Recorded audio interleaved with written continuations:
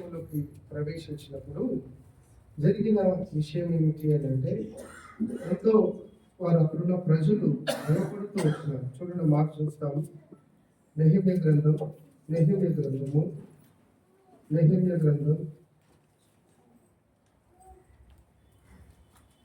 4వ అధ్యాయము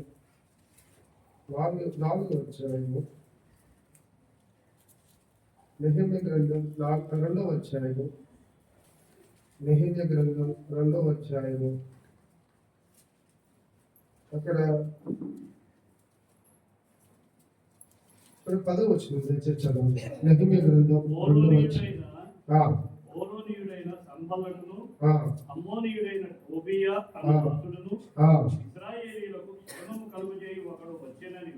ఇశ్రాయేలుకు ఒకడు క్షేమము కలుగజేసిన వాడు వచ్చెనని విని బహుగా దుఃఖపడింది. భయపడ్డారు లేదా ఏం చేస్తారు? దుఃఖపడ్డారు. ఎందుకు? ఇశ్రాయేలు యొక్క క్షేమమును కోరి వచ్చాడు. శత్రువు ఇప్పుడు ఏం చేస్తున్నాడంటే దుఃఖపడుతున్నాడు. ఇదిగో మన దేవుని కార్యం కొరకే ఆసక్తి పట్టింపు కలిగిన వారు ఎక్కడుంటారో అక్కడ శత్రువు మహిమపరచబడడు, శత్రువు సంతోషించడు. కానీ శత్రువు ఏం చేస్తాడు? దుఃఖపడుతూ ఉంటాడు. ఎందుకనంటే ఇతడు పనిని పూనుకొని వచ్చినాడు. మళ్ళా చెప్తాను, నువ్వు దుఃఖిస్తున్నప్పుడు యెరూషలేములో నెహెమ్యా దుఃఖిస్తూ కొన్ని దినములు రోధిస్తూ 40 దినాలు అక్కడ ఉన్నంత వరకు శత్రువు సంబరత్, టోబియా, గెర్షోము వీళ్ళు ఎవరు కూడా తిరుగుబడినట్లు లేదు.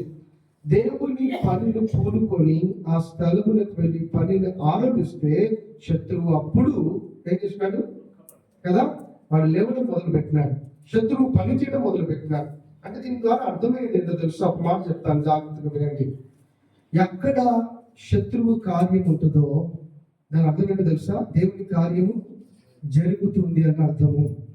ఎక్కడ శత్రువు కార్యం జరుగుతలేదో అక్కడ దేవుని కార్యం ఇంకా ఆరంభము కాలేదు అని దీన్ని గుర్తు పెట్టుకోవాలా.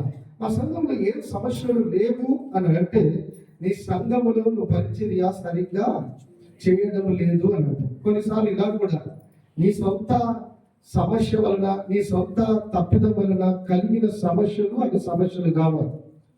ఆత్మీయంగా కార్యములు చేస్తూ ఉండగా శత్రువు తిరుగుబడుతూ ఉంటే అప్పుడు ఆ సంఘములో బలమైన కార్యము జరుగుతుంది అని అర్థము. ఈ దినమున మనం ఏం చేయాలా? నెహెమ్యా పనిని కోరుకున్నాడు. అంతకు ముందు చేసినాము కదా, మనం చూస్తున్నాం. మొదటి దినమున అతడు ఎలాంటి వాడు? నెహెమ్యా ఎలాంటి వాడు? బాధ్యత కలిగిన వాడు. నెహెమ్యా ఎవరు? ప్రార్థన కొన్నప్పుడే కాదు, విన్నటకు దేవుడు పడిన వాడు. మూడవది 13వ తారీఖు చెప్పామన్న విషయాన్ని. ఇప్పుడు ఏంటిది? 16వ దినం. ఇప్పటి వరకు గుర్తుపెట్టుకోవాలంటే మా వల్ల అవుతుందా అన్న? 3 సంవత్సరాలు అయింది కదా. చెప్పండి. శ్రద్ధ. ఇంకా ఏం చేసేవాడు? బాధ్యత కలిగిన వాడు. సరే ఇంకేం చెప్పండి. నేను నీ దగ్గర నుంచి రాబడ్డాన్ని చూస్తాను. చూచిన వాడు. ఇంకా సరే, ఇప్పుడు నేను I don't want to waste my time. So you all know that you can go to the references of all that. ఇప్పుడు ఆ పనిని పూనుకొని ఆ స్థలమునకు రావటం ద్వారా శత్రువు ఏం చేస్తూ ఉన్నాడు? దుఃఖపడతా ఉన్నాడు, బాధపడతా ఉన్నాడు. శత్రువులను బాధపరిచేది ఎవరో తెలుసా? నెహెమ్యా. నెహెమ్యా వంటి వారు సంఘములో ఉంటే శత్రువు సంతోషించడు. శత్రువు ఏం చేస్తున్నాడు? ఇప్పుడు ఎప్పటి సంఘానికి ఎలాంటి వారు కావాలా? నెహెమ్యా వంటి వారు కావాలి. నెహెమ్యా వంటి వారు కావాలంటే ఎంతమంది ఉన్నారు? నెహెమ్యా వంటి ఆత్మీయ సుగుణాలు కలిగిన వారు ఎంతమంది ఉన్నారు? అయితే వాడు ఊరుకుంటాడా? వాడు బాధపడతాడేమో. అక్కడ 2వ అధ్యాయం 10వ వచనంలో రాయబడ్డది, వాడు బాధపడుతున్నాడు శత్రువు అనే వాడు. కానీ 4వ అధ్యాయం ఇప్పుడు వస్తాం. నెహెమ్యా గ్రంథం 4వ అధ్యాయము దయచేసి మొదటి 2 వచనాలు చదువు. మొదటి 2 వచనాలు విని రౌద్రుడై యూదులను ఎగతాళి చేసి చాలు. మొదటిది సాతాను ఉపయోగించే యొక్క ఆయుధము ఏమిటి అంటే ఎగతాళి. ఏంటి అమ్మా? సాతాను ఉపయోగించే ఆయుధము ఏమిటి అంటే ఎగతాళి. నువ్వు పనిని పూనుకున్న తర్వాత, పని కొరకై సిద్ధపడిన తర్వాత సాతాను రూపుడే అనగా కోపగించి ఇప్పుడు ఏం చేస్తున్నాడంట? దేవుని బిడ్డలైన వారిని ఏం చేస్తున్నాడు? ఎగతాళి చేస్తున్నాడు. అంటే హేళన చేస్తా ఉన్నాడు. ఏం చేస్తున్నాడు? నీ వల్ల పని అవుతుందా? నీ వల్ల కార్యం జరుగుతుందా? కొన్నిసార్లు యథార్థంగా దేవుని ఇంటిలో బారుగా కదా, లేదా ఇంటిలో కానీ, మీ ఇంటి స్థానిక ఇంటిలో కానీ, సంఘములో కానీ ఇది పని చేస్తామని తీర్మానం చేసుకొని సరిదిద్దుకొని జీవితాన్ని నిలబడితే అప్పుడు కొందరు ఎగతాళి ఎక్కడి నుంచే కాదు, అది మొదటిగా మన సంఘం నుంచే కానీ, కుటుంబం నుంచే కానీ, బయట వాళ్ళ నుంచి కానీ రావచ్చు. మరి ఏం చేస్తారంటే మనను ఎగతాళి చేయడం మొదలు పెడతారు. ఏం చేస్తారు? ఎగతాళి. ఏం చేస్తారు? ఓ నువ్వా, మొన్నటి దాకా నీ బతుకు తెలియదా నాకు? నువ్వేందో తెలియదా? నీ సామర్థ్యం ఏందో తెలియదా నాకు? నువ్వు ఎలాంటి వాడవో నాకు తెలియదా? నీ గతాన్ని జ్ఞాపకం చేస్తా ఉంటది. ఇశ్రాయేలు సరే ఎవరు ఇక్కడ సంబల టోబియాలు యూదులను బలహీనులుగా ఎంచుతున్నారు, ఎగతాళిగా చేస్తున్నారు. ఏం చేస్తున్నారు? ఎగతాళి చేస్తా ఉన్నారు, హేళన చేస్తున్నారు. English we call it as they are trying to ridicule them. అంటే ఎగతాళి చేస్తున్నారు, అవమానిస్తూ ఉన్నారు. మీ వల్ల అవుతుందా అని. చూడండి, బైబిల్లో కొన్ని సంఘటనలు యుద్ధము చేస్తున్నప్పుడు మొట్టమొదటిగా సాతాను ఉపయోగించే బలమైన ఖడ్గము లేదా బలమైన ఆయుధము ఏమిటి అంటే ఎగతాళి. మొదటి సమూయేలు గ్రంథం దయచేసి మొదటి సమూయేలు గ్రంథం 17వ అధ్యాయం మనందరికీ తెలుసు. మొదటి సమూయేలు గ్రంథం 17వ అధ్యాయం 41 నుండి 47 వచనాలు మనం చదువుకుందాం. దయచేసి ఎవరన్నా చదువుతారండి? మొదటి సమూయేలు గ్రంథం.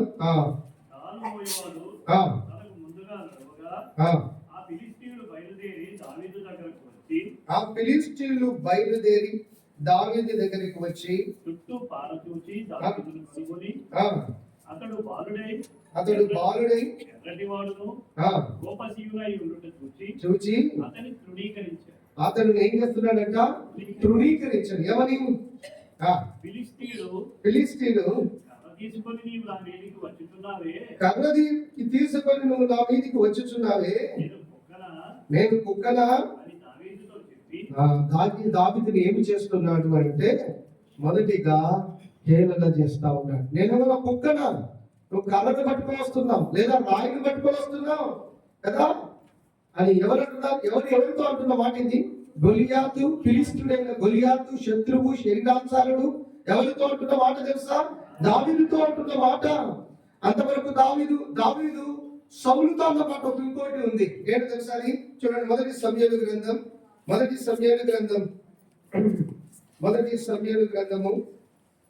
39వ వచనం, 17వ అధ్యాయం 39వ వచనం. మొదటి సమూయేలు గ్రంథం 17వ వచనం. వాడుక లేదు కనుక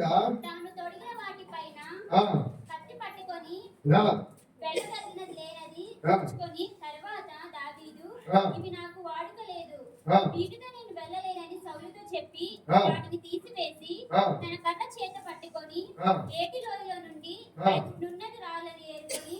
ఏం తీసుకుంటున్నాడు? కర్రను చేత పట్టుకొని ఏటిలోనికి వెళ్ళి నున్నని 5 రాళ్ళను తీసుకున్నాడు. ఎన్ని రాళ్ళను తీసుకున్నాడు? యుద్ధములు వెళ్ళక ముందు దావీదు ఎక్కడికి వెళ్ళాడు? ఇంగ్లీష్ లో ఉంది కదా. అతడు కదా ఎక్కడ పోయినాడు? ఆ లోయలోనికి వెళ్ళి ఏం చేస్తున్నాడు? ప్రార్థించి ఎన్ని తీసుకున్నాడంట? 5 రాళ్ళను తీసుకున్నాడు. యుద్ధముకు వెళ్ళక ముందు దావీదు వెళ్ళిన యొక్క స్థలం ఏమిటి అంటే లోయ కలిగిన ప్రాంతము. యుద్ధం ఎక్కడ జరుగుతుందో తెలుసా? చుట్టుపక్కల కొండ కదా లోయ వంటి యొక్క స్థలములో జరుగుతుంది. కాబట్టి గొలియాతు దగ్గరికి రాకముందు దావీదు ఎక్కడికి పోతున్నాడు? ప్రేమైన సహోదరుడా, ఈ రోజు నేను మీతో జ్ఞాపకం చేసుకోవాల్సింది ఏంటి తెలుసా? సాతాను వాడు మొట్టమొదటిగా నిన్ను హేళన చేస్తాడు. ఆ హేళనను నువ్వు అధిగమించాలని జీవితంలో అంటే ఆ హేళనను కదా పైగా నువ్వు కదా విరజుకోవాలి అంటే నీ జీవితంలో గొలియాతు శత్రువు దగ్గరికి రాకముందు నువ్వు లోయన్న స్థలములకు వెళ్ళి 5 రాళ్ళను సంపాదించుకోవాలా. ఏం సంపాదించుకోవాలా? 5 రాళ్ళు. లోయ అనుభవము క్రైస్తవ జీవితములకు చాలా ప్రాముఖ్యమైనది. లోయ అనుభవం లేనిది ఏ క్రైస్తవుడు విజయం పొందడు. లోయ అనే అనుభవం లేనిది ఎవడు కూడా గొలియాతు ఎదుట నిలబడలేడు. లోయలో చేస్తున్నది ఏంటో తెలుసా? ఒక క్రైస్తవుడికి లోయ అనే అనుభవము ఎంత ప్రాముఖ్యత అంటే జీవితంలో కనని వినని కదా ఎలిగ విధముగా ఉన్నతమైన ప్రాముఖ్యమైన ఆత్మీయ విషయాలను లోయన అనుభవంలో నేర్చుకుంటాం. లేకపోతే ఈ లోయన అనుభవం లేకపోతే దావీదు గొలియాతు ఎదుట నిలబడటానికి సామర్థ్యత గాని శక్తి గాని లేనివాడు. A Christian or a believer, if you want to fight with the Satan, or if you want to fight with the foe, అనగా ఈ శత్రువుతో పోరాడాలంటే నువ్వు ఫస్ట్ లోయ దగ్గరికి రా, మోకరించు, అక్కడి నుంచి 5 రాళ్లను సంపాదించు. ఏం సంపాదించాడు? 5 రాళ్లను సంపాదించాడు. లోయలో ఒక విశ్వాసికి దొరికేది ఏమిటి తెలుసా? దేవుని కృప. ఏంటి? 5 అనే సంఖ్య దేనికి సాదృశ్యము అంటే దేవుని కృపకు సాదృశ్యము. అంటే గొలియాతు ఎదుట నిలబడటానికి ముందుగా దావీదు సంపాదించుకున్నది ఏంటో తెలుసా? దేవుని కృప. కృప అంటే ఏంటి చెప్పండి? ఇప్పుడు యోగ్యత లేనివాడు యోగ్యత పొందుటకు. A man who is not worthy becomes worthy because of grace. అంటే నిలబెట్టడానికి యోగ్యుడు కాదు నిజానికి చూస్తే. ఎందుకు? దావీదు యుద్ధాలు చేశాడా? దావీదు యుద్ధాల యొక్క అనుభవం కలిగిన వాడా? గొలియాతు శూరుడు. గొలియాతు అనుభవం కలిగిన వాడు. అనుభవం కలిగిన వాడి ఎదుట ఏ అనుభవం లేని వ్యక్తి నిలబడగలుగుతాడా? ఒకవేళ శరీరకంగా చూస్తే it's an highly impossible thing for a person or for a believer to fight against an experienced person. అంటే అనుభవం కలిగిన యుద్ధశాలి ఎదుట నిలబడాలి అంటే ఒక మామూలు వాడికి, ఏ అనుభవం లేని వాడికి ఖచ్చితంగా నిలబడితే ఏంటో తెలుసా? ఓటమి పాలు. ఇది ఖచ్చితంగా ఏ చిన్న పిల్లవాడని చెప్తాడు, డాడీ కదా యుద్ధంలో పాలు పొందాలనేది కదా, నువ్వు ఎక్కడ నిలబడతావు? అనుభవం లేనిది యుద్ధంలో నిలబడితే ప్రాణ నష్టమే తప్ప విజయము రాదు. నీ ద్వారా అపజయం వస్తుంది. ఇప్పుడు ఈ గొలియాతు అన్నవాడు ఇశ్రాయేల్ ప్రజలను ఎన్నిసార్లు భయపెట్టాడు తెలుసా? 40 దినములు. ఎన్ని దినాలు? ఉదయము సాయంత్రం. అంటే మొత్తం ఎన్నిసార్లు? 80 సార్లు. మీకు తెలుసా? నేను ఈ భయం గురించి గుర్తు చేయండి. నేను చెప్తూ ఉన్నప్పుడు ప్రవచితమైతే ఈ భయం మానవుని ఎంతగా దిగజారుస్తుందో చూస్తాం. సరే, ఇప్పుడు నా అంశం అది కాదు కానీ అంతగా భయపెట్టిన వాడు ఎవరు కూడా గొలియాతు ఎదుట నిలబడటానికి కదా ఆసక్తిని కనపరచలేని వాడు, ఏ అనుభవం లేని శాలి. అసలు అంతకములకు ఏం తీసుకొచ్చాడు? ఇతను ఎప్పుడమ్మా ఆహారం తీసుకొచ్చాడు, భోజనం తీసుకొచ్చాడు. యుద్ధం చేయడానికి రాదు.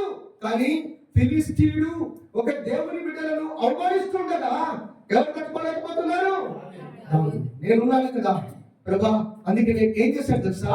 రాజుతో మాట్లాడలే చెప్పాడేమో. ఏమని చెప్పాడు తెలుసా? నేను సింహం వస్తే సింహం యొక్క ఏం చేసినాను? నేను చీల్చివేస్తున్నాను. సింహపు నోటిలో నుంచి ఏం తీసినాను? సింహము దేనికి సాదృశ్యమో తెలుసా? మొదటి గుర్తు పెట్టుకో. ఏ అనుభవం కలిగిన వాడు విజయం పొందుతాడని చెప్తాను.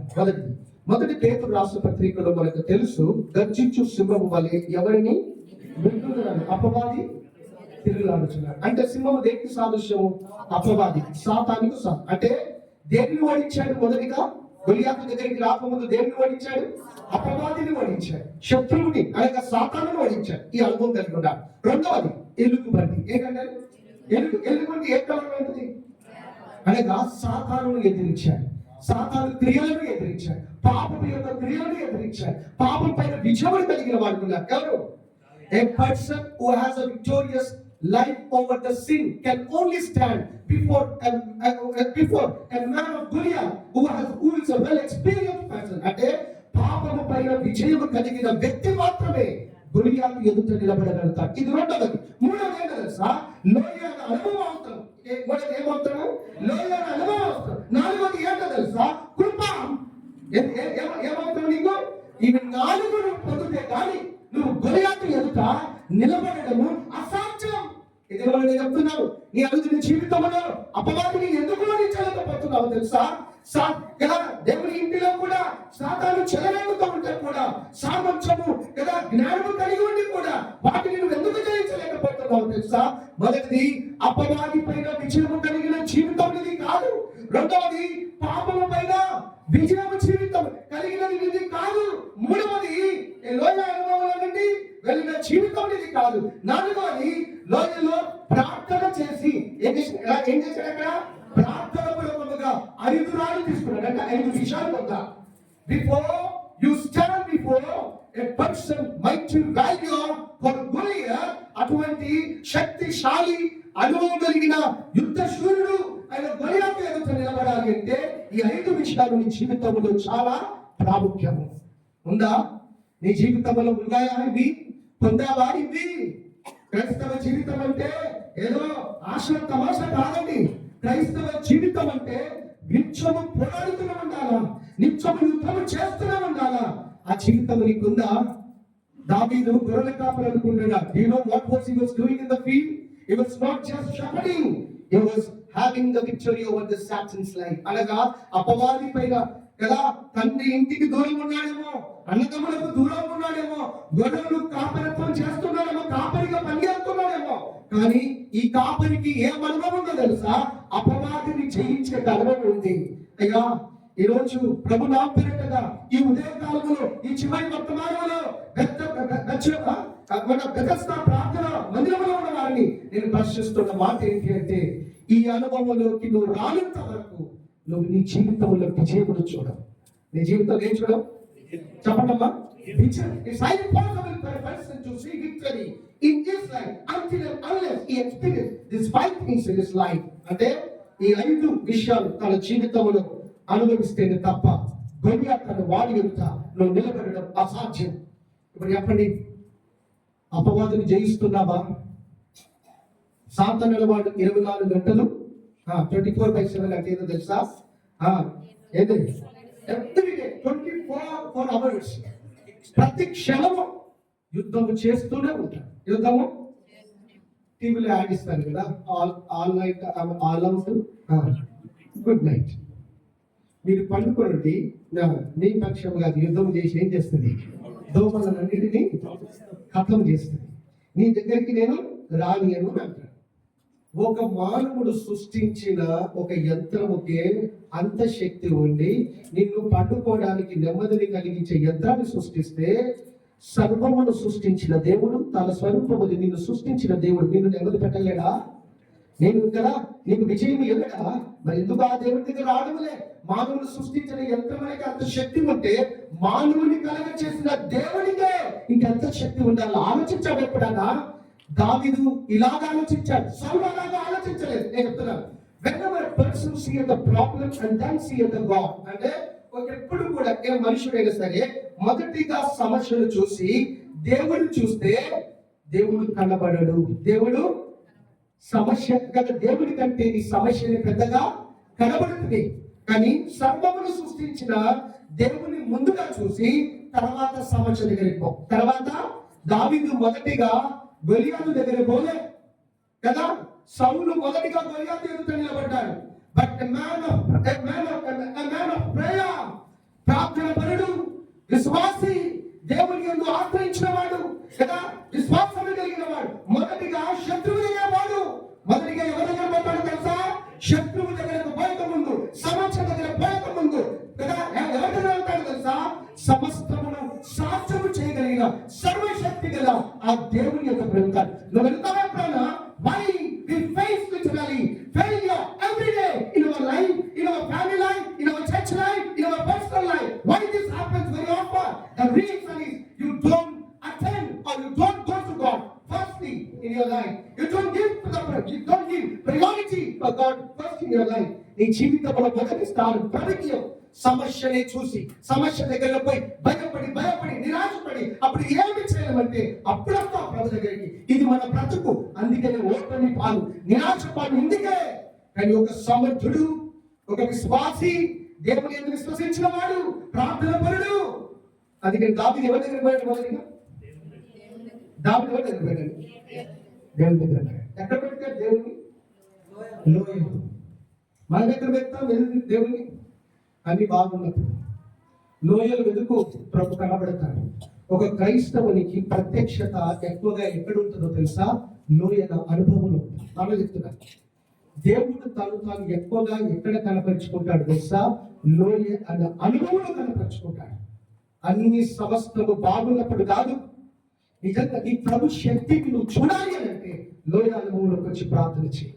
అప్పుడు నీకు ఏమిస్తాడో తెలుసా? 5 రాళ్ళు ఇస్తాడు. అలాగే ఏమిస్తాడు? కృపనిస్తాడు. ఇప్పుడు చెప్పండి, దావీదు గొలియాతు ఎదుట నిలబడటానికి ముందు కదా ఎన్ని పొందుకున్నాడు? 5. మొదటిది అపవాది పైన జయం, రెండవది పాపము పైన విజయం. పాపం ఎలుగు అనగా ఎలుగు అంటే నల్లది కదా. పాపము దేనికి సాదృశ్యం? నల్లదానికి సాదృశ్యం. అనగా పాపము పైన విజయం పొందినవాడు. నేను చెప్తున్నాను, a person who cannot obtain victory over his sinful life cannot stand and fight the battle of the living God. అంటే ఏ వ్యక్తి అయితే తన పాపము పైన విజయమును పొందలేదో ఆ వ్యక్తి బలమైన యుద్ధాలు కాదు, చిన్న చిన్న యుద్ధాలు కూడా చేయలేదు. ఎందుకు? సాతాను చిన్న పాపానికి పడిపోతున్నాయి. నీ బ్రతుకులో నువ్వు యుద్ధం చేయడానికి ఎలాంటి శూరుడుగా ఉంటావు? దేవుడిని ఎన్నుకుంటాడా? డేవిడ్ కదా అరణ్యంలో ఉండి కూడా, లేదా ఆ యొక్క అడవిలో ఉండి కూడా గొర్రెలను కాసుకుంటూ ఏ అనుభవంలోకి వచ్చాడు తెలుసా? పాపం పైన విజయమును పొందే అనుభవంలోకి వచ్చాడు. మనం పట్టణంలో తిరుగుతున్నాం కదా, అందరి మధ్యలో ఉంటున్నాం, కానీ పాపం పైన విజయం అనే అనుభవం నీ బ్రతుకులో పొందావా అని అంటే పొందలే. You don't experience this life in your life. You hear the word, you live the word. That's it. వినుట వలన అనేక సార్లు ఇది నా సాయంత్రం కూడికలో వినుట గురించి చూస్తున్నాం. నిన్న ఏ స్త్రీని చూడు, వినుట ద్వారా ఏం సంపాదించుకుంది? విశ్వాసం. ఆ విశ్వాసం ద్వారా ఏం చేసింది? తన కుటుంబాన్ని కాపాడుకుంది. మనం కూడా వింటున్నాం కదా, నువ్వు కూడా వింటున్నావు కదా. ప్రతి దినంలో విశ్వాసాన్ని సంపాదించావా? ఆ విశ్వాసం ద్వారా అనుభవం జీవితంలోకి వచ్చావా? అనుభవ జీవితం ద్వారా నీ కుటుంబాన్ని ఎలా కాపాడుకున్నావా? విజయాన్ని పొందుతున్నావా అంటే లేదే. ఎందుకు? అరణ్యములో ఉన్న అది దావీదు 23వ కీర్తన ఎంత బలముగా అనుభవంగా రాస్తున్నాడు అంటే, యెహోవా నా కాపరి, నాకు లేని. ఎందుకు తెలుసా? దావీదు కాపరిగా ఉన్నాడు. ఎవరున్నారు? దావీదు కాపరిగా ఉన్నాడు. ఎలుగు కదా, సింహం వస్తే ఏం చేశాడు? ఊరుకున్నాడా? ఊరుకోలేదు. ఎలుగు బంటి వస్తే ఊరుకున్నాడా? ఊరుకోలేదు. ప్రభా బలహీనుడు నా కుటుంబం చేతనే తృణీకరించబడిన వాడిని. నా తండ్రి నన్ను తృణీకరించినాడు, నన్ను లెక్కించలేదు, నా అన్నదమ్ములు నన్ను లెక్క పెట్టలేదు, బలహీనుడుగా అనుకున్నాడు. కానీ నువ్వైతే నన్ను ప్రభా బలపరిచావు. ప్రభా మామూలు యొక్క కాపరిని నేను దీనిపైన విజయం ఇచ్చా, సింహం పైన విజయం ఇచ్చా, ఎలుగుబంటి పైన విజయం ఇచ్చా. ప్రభా ఎటువంటి యోగ్యతను నాకు అనుగ్రహించాను. అది నేను మొట్టమొదటి సౌలుతో చెప్పాను. సౌలుకి అర్థం కాని భాష. మళ్ళీ ఏమి ఇచ్చాడు? ఏం చేసుకోమన్నాడు? మీకు అన్ని తెలుసు. ఆ షీల్డ్, ఆ కవచం అన్ని ఏమన్నాడు తెలుసా? సింపుల్ గా, ఇవన్నీ నాకు ఏ అలవాటు లేని నా మీద వేయొద్దయ్యా, ఇది నాకు భారం. ఇదేంటి? నిజంగా సైనికుడికి ఇది భద్రత, కానీ అలవాటు లేని వాడికి ఇది భారం. దావీదుకి ఇది అలవాటు లేదు, ఇది నాకు భారాన్ని కలిగిస్తుంది, ఇది నాకు నెమ్మది లేకుండా ఐ డోంట్ వాంట్ దిస్. నేను అలవాటు పడినది ఏదో తెలుసా? దేవునిపై ఆధారపడడం. నేను అలవాటు పడింది ఏదో తెలుసా? అపవాది పైన గెలవడం. నేను అలవాటు పడింది ఏదో తెలుసా? పాపం పైన విజయం పొందడం. నేను అలవాటు పొందింది ఏదో తెలుసా? లోయల అనుభవంలోకి రావడం. నేను అలవాటు పొందింది ఏదో తెలుసా? ప్రార్థన చేయడం. నేను అలవాటు పొందింది ఏదో తెలుసా? కృపను పొందడం. ఇది నాకు అలవాటు. అలవాటు లేని పనులు నేను చేయను. నువ్వు రాజువైతేమి, నువ్వు అభిషేకించబడిన వాడివైతేమి, నేనంటే ఈ లాగుని వెళ్తాను. ఎలా వెళ్ళేదంట? కర్ర ఉంది, ఏం తీసుకున్నాడు? ఒడిశ ఉంది, ఇంకేముంది? 5 రాళ్ళు తీసుకున్నాడు. అందుకనే దావీదుని చూచి గొలియాతు ఏమి చేస్తున్నాడంటే అపహాస్యం చేశాడు. నేను చెప్పాలా? ఎవరన్నా ఇన్సల్ట్ ఏదన్నా తిట్టినా ఏం కాదు, కానీ అపహాస్యం చేశాడా? తట్టుకోలేదు. ఏం చేయలేదు. అందుకని శత్రువు మొట్టమొదటిగా ఉపయోగించే ఆయుధమే ఏంటో తెలుసా? అపహాస్యం. ఎట్లా తెలుసా? నవ్వుతారు. ఎంత వేదన అనిపిస్తుంది, ఎంత బాధ అనిపిస్తుంది, ఎంత సిగ్గు చేయనిపిస్తుంది. ప్రమాణాలు ఎంతగా ఇంతగా నన్ను ఇంతగా హేళన చేస్తే నేను ఈ స్థలంలో కూడా ఉండలేను ప్రభా. తృప్తంగా ఏమని అనుకోవచ్చు, కానీ అపహాస్యం చేస్తే మాత్రం ప్రభా ఈ అవమానం నేను తప్పుకోలేదు. ఈ మందిరానికి నేను రాలేను, ఈ మందిరంలో నేను నిలబడలేను, నాకు ఏమైనా పరిచయం నేను చేయను అని అనుకుని తీర్మానం చేసుకుంటా. అందుకని అపవాదం వాడు ఉపయోగించే మొట్టమొదటిగా ఆయుధం ఏమిటి అని అంటే చూస్తాము. ఈ అనుభవములో మామూలు కాదు, లోయ అనుభవములో ఎలాంటి గొప్ప కార్యాలు జరుగుతాయో నేను ఇంకొక విషయాన్ని చూసి ముందుకు వెళ్తాను. దయచేసి 2వ దినవృత్తాంతములు కొద్దిగా వాటర్ మంచి మామూలు వాటర్. 2వ దినవృత్తాంతములు 20 వచ్చారు. త్వరగా వాటర్ తెచ్చేయండి. 2వ దినవృత్తాంతములు 20వ అధ్యాయము. 2వ దినవృత్తాంతములు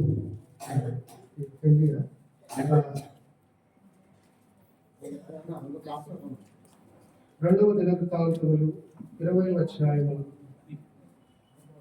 దయచేసి ఎవరన్నా 3వ వచనాన్ని చదువుతారా?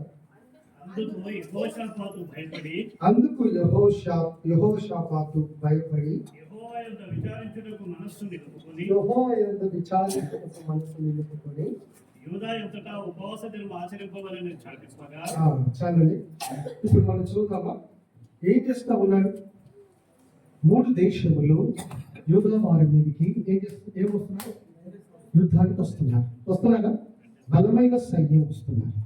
ఒక రాజు యుద్ధానికి అనేకులు వస్తున్నప్పుడు గొప్ప జన సమూహము సైనికులు దేశం మీదకి దాడికి వస్తున్నప్పుడు రాజుకు ఏం చేయాలి తెలుసా? మొట్టమొదటిగా సైన్య అధికారిని పిలిచి తన సైన్యులు ఏం చేయమని చెప్పాలా? సిద్ధపరచమని చెప్పాలి. ఏం చేయాలా? సిద్ధపరచమని చెప్పాలి. వెంటనే అందుకే భయపడి అనుకుంది. మొట్టమొదటి యెహోషాపాతు ఏం చేస్తున్నాడు? భయపడ్డాడు. ఆయన భయపడ్డాడు కానీ ఒక గొప్ప పని చేస్తున్నాడు. ఏంటో తెలుసా? యూదా దేశం అంతటా ఉపవాసములు ప్రకటన. ఎవరు తెలుసా? ఇంక్లూడింగ్ చిన్న పిల్లలు కూడా ఉపవాసములు ఉన్నారు. సైనికులు కూడా ఏం చేయాలా? ఇప్పుడు నేను చెప్పాలా? ఉపవాసం ఉండి పోయి యుద్ధం చేస్తే ఏమవుతుంది చెప్పండమ్మా? ఉపవాసము విశ్వాసాన్ని ఏం చేస్తుంది తెలుసా? బలపరుస్తుంది. యుద్ధములు లిటరల్ గా ప్రాక్టికల్ లైఫ్ నేను అడుగుతున్నాను. ఉపవాసం ఉండి యుద్ధములో పాలు పొందాలి అని అంటే ఎవరికి సాధ్యము? ఎవరికి సాధ్యం అంటే విశ్వసించే వారికి మాత్రమే సాధ్యం. విశ్వసించి ఉపవాసము చేస్తే నువ్వు బలమును పూనుకుంటావు కదా. ఇప్పుడు ఏం జరుగుతుంది? ఇది ఎక్కడ తెలుసా? బెరాకను లోయలో యుద్ధం జరుగుతుంది. ఎక్కడ? బెరాకను లోయలో నేను కచ్చాట్గా చేస్తాను. వీరు ప్రకటించి కదా, ఉపవాసం అంతా ప్రకటించి యూదా దేశం అంతా రాజేమి కదా, సైనికులేమి, చిన్నపిల్లలేమి, భార్యలేమి. ఇప్పుడు చెప్పండి, వాళ్ళ అంశం ఏంటో తెలుసా? నెహెమ్యా గ్రంథం 4:14. నీ కదా నీ సహోదరుని కదా నీ భార్యని, నీ కుమారుని, నీ కుమార్తెని కాపాడుకున్నట్లు నీ కదా నివాసం నీకున్నట్లు నువ్వైతే యుద్ధము ఎట్లా చేయాలి? యుద్ధము అంటే ఉపవాసముతో చేయాల, ప్రార్థనతో చేయాలి. ఎలాగ ఉపవాసం చేయాలంటే ఇందాక దావీదు విషయంలో చెప్పాను, మనస్సు నిలుపుకొని చేయాలి. ఎలాగ యుద్ధం చేయాలి అంటే ఐక్యతతో చేయాలా. ఎలాగ చేయాలా? There must be a one accord and unity in the family. You can stand against the enemy which you are facing in your day-to-day life.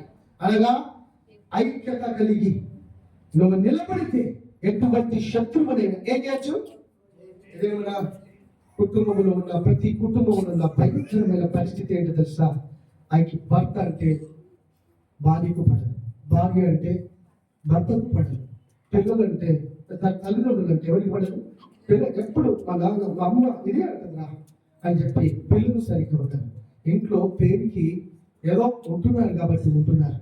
చాలా మంది క్రైస్తవ జీవితాలలో ఏమంటారు? విలపించడమే, ఏడ్చడమే తక్కువ. ఎందుకు ఈ పరిస్థితి తెలుసా? కుటుంబ జీవితంలో ప్రార్థన జీవితం లేదు, ఉపవాసం లేదు కదా. కుటుంబ జీవితంలో శత్రువుని ఎదురించే ఒక శక్తి లేదు. అపవాది పాపం పైన విజయం లేదు. కుటుంబంలో పాపాన్ని కొని తెచ్చుకుంటాం. కుటుంబంలో పాపం నిండిన తర్వాత ఇతను పోరాడాలంటే నీ వల్ల ఉంటుందా? నీ సామర్థ్యం ఉంటుందా? నీ శక్తి ఉంటుందా? అది ఉండదు కదా. కానీ యూదా దేశపు రాజు, యూదా అంతటి యెహోషాపాతు కదా ఏం ప్రకటించాడట?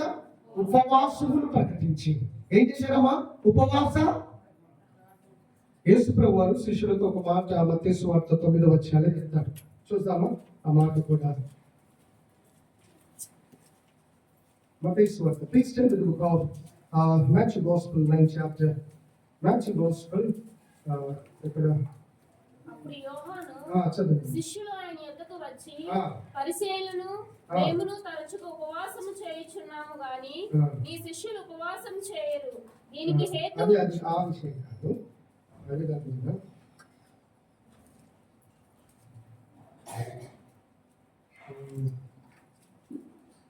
చక్కని అంశం ఉంటుంది ఇక్కడ. ఏమంటే ఆ తండ్రి ఆ పిల్లవాడిని తీసుకొని వస్తాడు.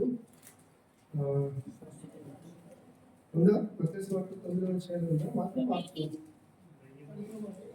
ఈ మాటలు చెప్పి వారితో 18వ వచ్చిన చదవండి. ఆయన ఈ మాటలు వారితో చెప్పుచుండగా ఇదిగో ఒక అధికారి వచ్చి ఆయన మ్రొక్కి, నా కుమార్తె ఇప్పుడే చనిపోయినది, అయినను నీ వచ్చి నీ చెయ్యి ఆమె మీద ఉంచుము, ఆమె బ్రతుకునెను. యేసు లేచి అతని వెంట వెళ్ళెను. ఒక్కసారి దయచేసి మార్క్స్ వార్త 9వ అధ్యాయం.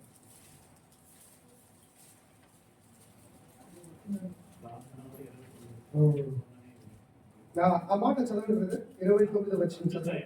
అందుకు ఆయన ప్రార్థన వలనే కానీ మరి దేని వల్లనైనను ఈ విధమైనది వదులుకోవట అసాధ్యమని అంతకన్నా ముందు చక్కగా 28వ వచనం చదువుతారు. ఆయన ఇంటిలోనికి వెళ్ళిన ఆయన ఇంటిలోనికి ఎవరు? ప్రభువైన యేసుక్రీస్తు వారి ఇంటిలోనికి వెళ్ళగా తర్వాత ఆయన శిష్యులు మేమెందుకు ఆ దెయ్యమును వెళ్ళగొట్టకపోతుంది ఎప్పుడు అడిగినారంట? ఎందుకు తెలుసా? సిగ్గుపోతుంది శిష్యులకి. అందరి ముందు అడిగారు తెలుసా?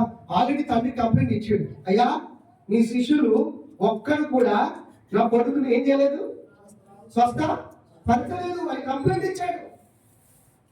కానీ వీళ్ళకు అది మనసులో పడిపోయింది. ఏంద్రా బాబు, ఆ శిష్యులు అందరికంటే శక్తివంతుడు మామూలుగా నేనే శక్తివంతుడని అనుకున్న వాళ్ళు పేతురే.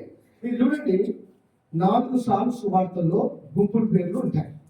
ప్రతిసారి ఈ శిష్యుల యొక్క గుంపుల పేరులో మొదటి పేరు ఎవరికి ఉంటుంది అంటే పేతురుది మాత్రమే. ఎవరికి ఉంటుందమ్మా అంటే పేతురు అన్నిటికీ ముందుగా నిలబడతాడు. నాకు తెలిసి ఫస్ట్ పేతురు మీతో ఎవ్వరితో కాదు, పక్క జరిగింది ఆయన వచ్చి ఉండొచ్చు. ఎవరు? పేతురు. వాళ్ళ జుట్టు పట్టుకోవచ్చు, ఊగుండొచ్చు, మనోడు కూడా ఊగుండొచ్చు కదా. ఫస్ట్ ఆయన ఊపిండు, ఏం కలిగలే.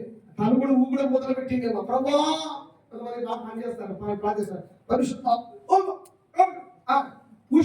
ఏంటి ఇవన్నీ ఏంటి కదా. బైబిల్ ఉన్నాయా కదా. నేను మాకు టాపిక్ వచ్చింది కదా. సరే అవంతే కాదు. కానీ ఏంటి అని అంటే ఎలాగ ఇది కొందరు ఇక్కడి నుంచి ఇట్లాంటి పడతారు. యేసుప్రభు ఇట్లా అన్నాడమ్మా, యేసుప్రభు అన్నలేని కార్యాలు ఈ దినాల సేవకులు చేస్తారు. ఎక్స్ట్రాలు కాదు ఇవి. ఎక్స్ట్రా చేసిన వాడు ఎక్కడ పడతారు తెలుసా? ఇంకా ఎవరిని షడ్రక్ మేషక్ అబేద్నెగోని ఇంకా 700 మంటలు పెంచి ఏం చేసినారు? ఈ ఎక్స్ట్రా చేసిన సేవకులందరినీ కూడా అగ్నిని 700గా చేసి కాలుస్తారు. మరి మీరు చేయండి, ఇప్పుడు చేస్తే చేయండి, కానీ ఉన్నది మీకు పండగ ముందు కదా. ఏం చేస్తా ఉంటారు? శిష్యులకు ఎంత సిగ్గు చేటు అంటే యేసుప్రభు గదిలోని పోయిన తర్వాత రహస్యం అక్కడ ఉంది. ఎలాగంట? పేతురు ఎవరు లేదు. అయితే మనం ఇప్పుడు అడుగుదాం, ఎవరుందాం? అయ్యా మేమెందుకు వెళ్ళగొట్టకపోతుంది? ఎంత మంచి భాష. అయ్యా మేమెందుకు ఈ కార్యం చేయలేదంటే అది బుద్ధి లేకుండా ఏంటంట? ప్రార్థన అనేది అంటే కింద ఫుట్నోట్లు ఏముంది? ఫుట్నోట్లు ఏముంది? ఉపవాసము వలననే సాధ్యము. ఎప్పుడైనా నీ కుటుంబాన్ని నువ్వు కాపాడుకోవడానికి ఎంతమంది యథార్థం చెప్పండి. ఓన్లీ నీ కుటుంబంలో ఉపవాస ప్రార్థన పెట్టుకొని నీ కుటుంబ సమస్యలో ఉపవాసం, నువ్వు నీ భార్య నీ పిల్లలు మాత్రమే ఉపవాసంతో ప్రార్థన చేసిన కుటుంబాలు చేతులు బోధించి నేను కూడా దాదాపు ఒక 4-5 సార్లు చేసినంతే. ఎప్పుడు తెలుసా? భయంకరమైన సమస్య వచ్చింది. మనం ఏం చేస్తాం? సమస్య వచ్చినప్పుడు ఆ ఇంటి పోవాలి, ఈ ఇంటి వాళ్ళు తెలిసిన ఫోన్ చేయాలి. అది ఇక కాకపోతే ప్రభువా నా దిక్కు ఎవడ్రా నీకు చెప్పింది దిక్కని, ఎన్ని దిక్కులు పోయి వచ్చినావు తెలుసా అని దేవుడు అంటాడు. అప్పుడు నువ్వు నీ ప్రయత్నాలన్నీ చేసి ఏ ప్రయత్నము సఫలం కాకపోతే అప్పుడు దేవుడి కాలు పట్టుకోవాలి. శిష్యులకు ఏమి అలవాటు లేదు తెలుసా? ఉపవాసము. ఏంటమ్మా? Fasting prayer is the most powerful prayer in a Christian life. ఉపవాస ప్రార్థన. అందుకనే యేసు ప్రభువు వారు పరిచర్యను ఆరంభించక ముందు 40 దినములు ఏం చేసినాడు అంటే దాన్ని ఏం చూపిస్తుంది తెలుసా? 40 సామర్థ్యత. అంటే 40 దినాల కంటే ఏ వ్యక్తి కూడా ఏం చేయలేడు, నీకు తెలుసా మోషే కూడా 40 దినములు ఉపవాసం ఉన్నారు. ముందున్నా చూడు, ముందు ఉంటే కింద అధికారులు ఏం చేస్తున్నారు? ఇజ్రాయెల్ ఏం చేశారు? ఆల్రెడీ దేవుడు ఇలా ఇచ్చాడు, నన్ను తప్ప నువ్వు వేరొక దేవుడిని వేరొక దేవుడు ఆజ్ఞలు మొదటి ఆజ్ఞ కదా. ఇది చెప్తున్నా లేదు, ఇది ప్రింట్ అవుతుందా లేదా కింద దొంగ తయారైందా అయింది? అవునా? అయ్యో ఈ దూడి నియమములను ఆపాడు. ఏడుగా దూడ కదా. మొట్టమొదటి సమర్పణ బంగారం, చెవుల నుంచి గొంతు మీద నుంచి అన్ని తీసి దేనికి సమర్పించుకోడు? ఇది నా దూడలకు ఇస్తారు. అందుకే మనం దూడలకి మన జంతువు ఇచ్చిన కదా సమర్పణ చేయడానికి, దాన్ని కట్టడానికి. అదే మా దేవుడు చెప్పడానికి ఇచ్చినారు. సజీవం కలిగిన దేవుడికి సమర్పణ చేస్తారా? ఏమ్మా ఎంతమంది సమర్పించుకుంటున్నారు చెప్పండి? ఎంతమంది దశపాతం ఇస్తున్నారు చెప్పండి? సిగ్గుపడు. దేవుని కొరకు ఇవ్వకపోతే నువ్వు యోగ్యుడు కాదు. నీకు కలిగిన దానిలో 10వ దశభాగం కూడా ఇవ్వలేకపోతే 10వ దశభాగం అన్న మాట పాత నిబంధనను గుర్తు చేస్తుంది. అవునా? కొత్త నిబంధన ఏం చేస్తుంది అంటే సామర్థ్యము కొలదిగా. ఏంటి సామర్థ్యము? నీకున్నంత వరకు ఇస్తున్నావా? ఏమి లేకుండా దేవుడు నీ దగ్గర ఎలా కార్యాలు చేస్తాడు? సరే, ఇప్పుడు అసలైన బాగా ఉపవాసము ద్వారానే ఏం చేస్తాయి? ఇలాంటి కార్యాలు, శక్తివంతమైన కార్యాలు జరుగుతాయి. ఇది ఎక్కడ జరుగుతుందో తెలుసా? యూదా వారితో యుద్ధం ఎక్కడ జరుగుతుందో తెలుసా? బెరాకా లోయలో. నేను ఇప్పుడు అడిగే ప్రశ్న, ఎవరన్నా యూదా వారు యుద్ధంలో పాల్గొన్నారా? సమయం లేదు కనుక నేను షార్ట్ కట్ చెప్తున్నాను. 2వ దినవృత్తాంతములు 20వ అధ్యాయం ఇంటికి వెళ్ళి బాగా చదవండి. ఒక్క యూదా వారు కూడా యుద్ధములో పాల్గొంటారు. శత్రువులు కొట్టుకొని చనిపోతే యూదా వారు ఎప్పుడు పోయినారంటే వాళ్ళ దగ్గరికి చనిపోయిన తర్వాత ఎందుకు పోయినారు తెలుసా? 3 దినములు వారి శరీరం మీద ఉన్న బంగారమును ఆశ్చర్యం తెలుసా? ప్రభా దీనిపైన విజయం ఏమని అడిగినారు. దాని గురించే కదా ఉపవాస ప్రాంతం. దేవుని కార్యాలు అడిగని దానికంటే ఊహించిన దానికంటే ఇస్తారు. ఇప్పుడు బంగారం సమకూర్చుకోవడానికి ఎన్ని దినాలు పట్టిందంట? మనకైతే ప్రభా బంగారం సమకూర్చడానికి నాకు 3 నిమిషాలు ఇచ్చి ఇలా నాకు ఇచ్చి చూడు, నేనేమైతే చూడాలి అంటాం. అవునా? 3 నిమిషాలు నువ్వు కనీసం ఒక 10 కిలోల బంగారం అన్నా దోసుకొని వెళ్ళిపోతూనే ఉంటావు. బ్రదర్ ప్రేతాలు మాట్లాడు తర్వాత నీ సంచి నీకే, నా సంచి నాకే. ఎందుకో మళ్ళా మాట్లాడుతున్నప్పుడు సంచులు ఎలుగుతామో కదా. బ్రదర్ మాట్లాడినట్టే మాట్లాడు, నీ భయం నీకే. బ్రదర్ కలుసుకున్న తర్వాత కలుసుకున్నా, ఇప్పుడైతే నా దగ్గర సంచి తర్వాత ఈ సంచి కాలైతే కలుస్తా, కాలి అయినంత వరకు నీకు ప్రేస్తలా నువ్వెవరో నేను. యూదా వారికి యుద్ధములో విజయం ఇవ్వడమే కాదు, యూదా వారికి కదా యుద్ధంలో ఏమిచ్చాడు? విస్తారమైన బంగారం ఇచ్చాడు. అడిగని దానిని కూడా వారు పొందుతూ వచ్చారు. ఉపవాస ప్రార్థన దానిని సాక్ష్యం చేస్తుంది. ఇప్పుడు ఒక క్రైస్తవుడు ఎలాగో యుద్ధం చేయాలి అంటే ఉపవాస చెప్పండి ఎలాగా? ఉపవాస ప్రార్థన ద్వారా చేయి. గొలియాతును ఓడించగలిగిన శక్తినిచ్చేది ఏమని? యుద్ధంలో పాల్పొందక ముందే నువ్వేం చేస్తావు?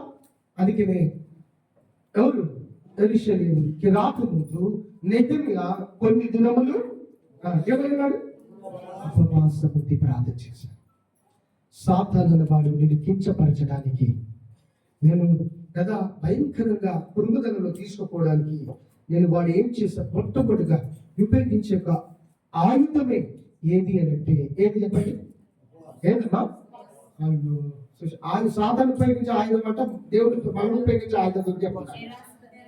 అవమానము, రెడిక్యూల్, నిరాశ కాదు. ఏంటంట? వారిని ఎగతాళి చేసినారా లేదా? ఎవరు? సంబల టోబియాలు యూదులను ఏం చేశారు? దేవుని బిడ్డలను ఏం చేశారు?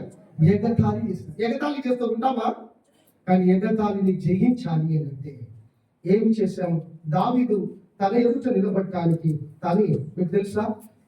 బలహీనులమే ఎగతాళి చేస్తారు. ఎగతాళి ఎవరిని చేస్తారు తెలుసా? ఏమని చెప్పాలంటే సామర్థ్యము లేని వారిని చేస్తారు. కానీ ప్రభు చేసే కార్యం ఏం తెలుసా? 1 కొరింథీయులకు రాసిన పత్రిక 1 కొరింథీయులకు రాసిన పత్రిక 1వ అధ్యాయం 27వ వచనం. ఏ శరీరము ఏ శరీరము దేవుని ఎదుట అతిశయింపకుండినట్లు దేవుని ఎదుట అతిశయించకున్నట్లు జ్ఞానులకు సిగ్గు జ్ఞానులను సిగ్గుపరుచుటకు లోకము నుండి వెర్రివారిని దేవుడు ఏర్పరచుకొని ఉన్నాడు. ఎవరిని ఏర్పరచుకున్నాడంట? అవును, అవమానపరిచాడు. ఎందుకు తెలుసా? నువ్వు వెర్రివాడవని, నువ్వు బలహీనుడవని, నేను ఎగతాళి చేస్తాడేమో. కానీ అప్పుడు నువ్వేం చేయాలో తెలుసా?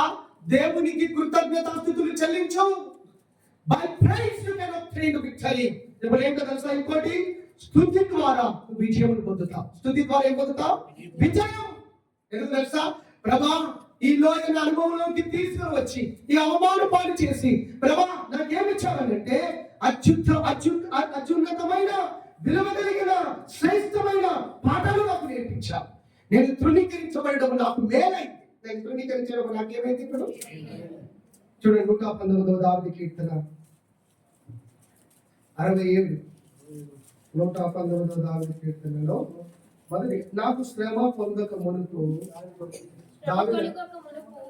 నేను త్రోవ విడిచితిని, ఇప్పుడు నీ వాక్యమును అనుసరించునను. నేను శ్రమ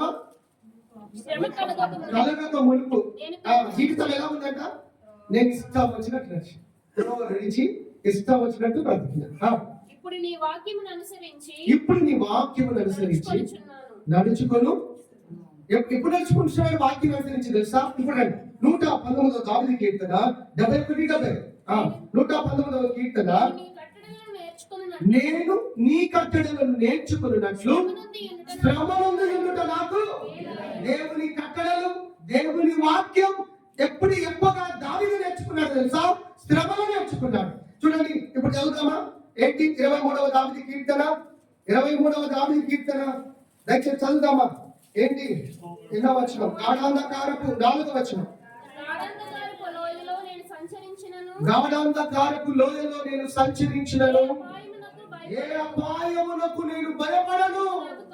చాలండి, గాఢాంధకారపు లోయలో సంచరించే అనుభవం దావీదుకి ఎన్నో దినాలు, ఎన్నో సంవత్సరాలు గాఢాంధకారపు లోయలో పరిగెత్తుతూ వచ్చినాడు. అలయక పరిగెత్తుతూ వచ్చినాడు. ఎందుకు తెలుసా? సౌలు దావీదును తరుముతున్నాడు. దావీదుకి తన ఇంటి వారి శత్రువులు. అవునా కదా? కన్న కుమారుడు ఎవరిని చెప్పాలని చూశాడు? ఎవరిని చెప్పాలని? దావీదును చెప్పాలనే. అబ్షాలోము ఎవరిని చెప్పాలని చూసినాడు? చెప్పాలని చూశాడా లేదా? అవునమ్మా, ఇంటిలోనే కన్న కొడుకే తన శత్రువై కూర్చున్నాడు. ఇంటిలోనే భయంకరమైన శత్రువు మొదలైనాడు.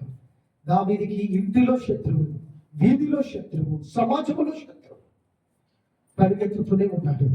అలిసిపోయాడు. ఇప్పుడు అంటున్నాడు, గాఢాంధకారపు లోయలో నేను సంచరించాను. గాఢాంధకారపు లోయలో నేను సంచరించినాను. గాఢాంధకారపు లోయలో నేను సంచరించినాను.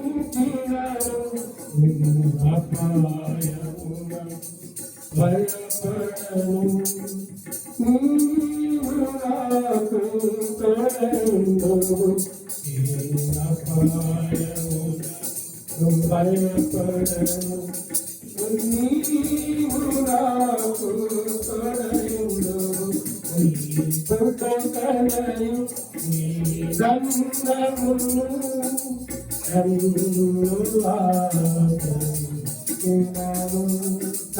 నీ దుడ్డు నీ దండము ఏం చేసింది?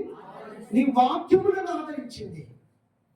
లోయన అనుభవంలో ఉంటే ఆదరణ, దేవుని యొక్క ఆదరణ ఎంత గొప్పదో నీ జీవితంలో నువ్వు చూస్తావు. నేను మనం కలుసుకుంటాము తెలియదు, కానీ నేను చెప్తున్నాను, ఒకటి మాత్రం ఖాయం. మీరు మమ్మల్ని కలవకపోయినా మేము మిమ్మలను సాతాను శోధనలు అనుదినం జీవితంలో ఖాయమే. కానీ ఒకటి మాత్రం చెప్తున్నాను, దావీదు వలె ఈ లోయన అనుభవంలో నువ్వు విజయం పొందాలంటే దావీదులకు 5 విషయాలు కలిగి ఉంటాయి. ఏంటి మొదటి విషయం? పాపలు వదిలిపెట్టి దయచేసి I have to request you to not to focus on the boy. Yeah, come here to hear the word of God. ఏం చేయాలా? అపవాది గెలిచే జీవితం. రెండవది, పాపముల మీద గెలిచే జీవితం. అనుదినం పాపము పైన ఏముంది? విజయం ఉంది. ఎవరికి? దావీదుకి. అవునా? మూడవది లోయ అనే అనుభవం. నాలుగవది ప్రార్థన అనే జీవితం లోయలో. ఐదవది కృప పొందిన జీవితం. ఇది కలిగి ఉంటే నీకు విజయము తథ్యం.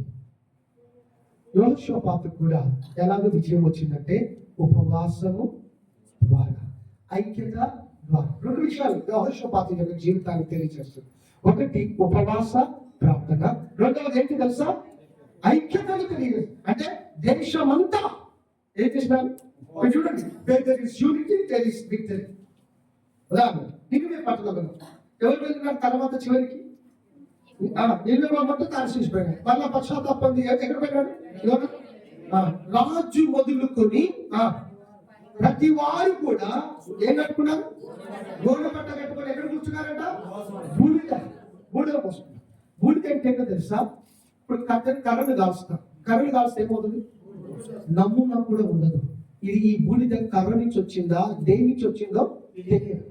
అంటే ప్రభా నేను ఏమి లేని వాడని ఆ బూడిద అనే స్థితికి నువ్వు వస్తే, ఏమి లేని స్థితిలో నుంచి కలగ చేయవాడే దేవుడు. మళ్ళీ చెప్తాను, దేవుడు అంటే ఎవరో తెలుసా? ఏమి లేని స్థితి నుంచి సమస్తమును కలగ చేయవాడే. నేను ఎప్పుడు కూడా ఈ మాట చెప్తాను. క్రియేషన్ అన్న మాటకు అర్థం ఏంటి తెలుసా? Creating out of nothing. లేమిలో నుంచి కలిగించేది క్రియేషన్ అంట. ఇన్వెన్షన్ అంటే ఏంటో తెలుసా? ఉన్న వాటిలో నుండి కలిగించేదాన్ని ఇన్వెన్షన్. ఫర్ ఎగ్జాంపుల్ టెలిఫోన్ ఉంది. టెలిఫోన్ దేని నుంచి? ఉన్న పదార్థాలు భూమి మీద ఉన్న వాటి నుంచి కదా తీసుకొని ఏం చేశాడు? కలిగి చేశాడు. ఉన్న వాటి నుంచి కలిగి చేసే దాన్ని ఏమంటారంటే ఇన్వెన్షన్ అంట. అర్థమైందా? That's why man is called scientist, God is called creator. Creator. అందుకని నువ్వు ఏం కలిగినావు తెలుసా? నేను బూడిదను, నేను మట్టిని, నేను దుమ్మును, నేను ధూళిని. ఆ దగ్గరికి వస్తే అప్పుడు అంటాడు అయితే నాకు పనింది. ఇప్పుడు ఏముంది? ఎందుకు? లేమిలో నుంచి సమస్తమును చేయగలిగిన వాడు కనుక అయితే నేను నిన్ను చేస్తాను. ఆ స్థితికి వచ్చాను కదా, నేను మరలా నేను నిర్మిస్తాను. మునుపటి కంటే ఘనతను నీకు ఇంకా ఎక్కిస్తాను. ఇప్పుడు మునుపటి కంటే ఎక్కువగా పేరు మరలా నీకు ఇస్తాను. సమకూర్చేవాడు యోగికి ఇచ్చాడే కదా రెండంతగా కదా. దీనిగా దేవుని దగ్గరికి రాలేక ఈరోజు చూశాను. ఏంటో తెలుసా? ఎగతాళి జీవితంలో అపవాది కలిగిస్తే నువ్వు ఎన్ని పొందుకోవాలి తెలుసా? 7 పొందుకోవాలి. ఎన్ని పొందుకోవాలా? 7. ఎంతమా? ఎన్ని చెప్పండి? 7 పొందుకోవాలి. ఏం చెప్పండి? 7 చెప్పండి. 7 ఏంటిది? దావీదు జీవితంలో ఎన్నోసార్లు కన్న కొడుకు కుమారుని చంపడానికి వెనకబడితే కన్నతండ్రి ఏమనుకోవాలా? ఏం చెప్పాలా? ప్రభా నేను చావడం లేదు, కన్న తండ్రి యొక్క ఉపపత్తులతో కన్న కుమారుడే పాపం చేస్తూ ఉంటే ప్రభా నా కొరకై ఎంతగా ఎగతాళిగా ఇజ్రాయేలు ప్రజలు మాట్లాడుతారు. ప్రభా నేను చావడం లేదు, ప్రభా నేను చంపేయి. ఎన్నిసార్లు ఎగతాళి చేయబడినా కూడా దావీదు జీవితంలో ఏడుస్తూ పరిగెత్తినాడు. అనుభవంలో పరిగెత్తుతూ వచ్చినాడు. లోయన అనుభవంలో దేవుని వాక్యమును నేర్చుకున్నాడు. అందుకనే నీ వాక్యమును నేర్చుకుంటా కదా శ్రమనందు ఉంట నాకు it is good for me to be afflicted that I will learn of thy statutes, Lord. I could have learned more of thy word in times of my afflictions. ప్రభా శ్రమలలో నీ వాక్యమును నాకు చెప్పాలి. దావీదుకి ధైర్యం ఏంటో తెలుసా? శ్రమలలో ఎక్కువగా వాక్యాన్ని నేర్చుకున్నా. ఆ వాక్యము దావీదు జీవితాన్ని నిలబెట్టింది, దావీదు స్థితిని నిలబెట్టింది, దావీదును సమకూరుతూ వచ్చింది. ప్రభా నేను కూడా ఈ గాఢంత కార్పు లోయలను అనుభవం పెడుతున్నాను, నన్ను కాపాడు అనే ప్రార్థన కాదు, 7 అనుభవం పడికిరా. అలాగ వస్తే ప్రభు నీ జీవితంలో గొప్ప కార్యములు చేయవాడిగా ఉంటాడు. 20 చెప్తాం. మొదటిది ఏంటిది? అపవాది ఏం తీసుకొచ్చాడు? ఎగతాళి. చెప్పడమ్మా, ఏం తీసుకొచ్చాడు? ఎగతాళిని తీసుకొచ్చాడు. శత్రువు పనిని ఆరంభిస్తే శత్రువు మేలుకొని నేనేం చేస్తాను? మొదటిది నీ మీద ఖడ్గం వదులుతాను. ఏం ఖడ్గం పేరు? ఎగతాళి. రెండవది చూస్తాను. దయచేసి అదే నెహెమ్యా గ్రంథం చదువుతారమ్మా. 2వ వచనం.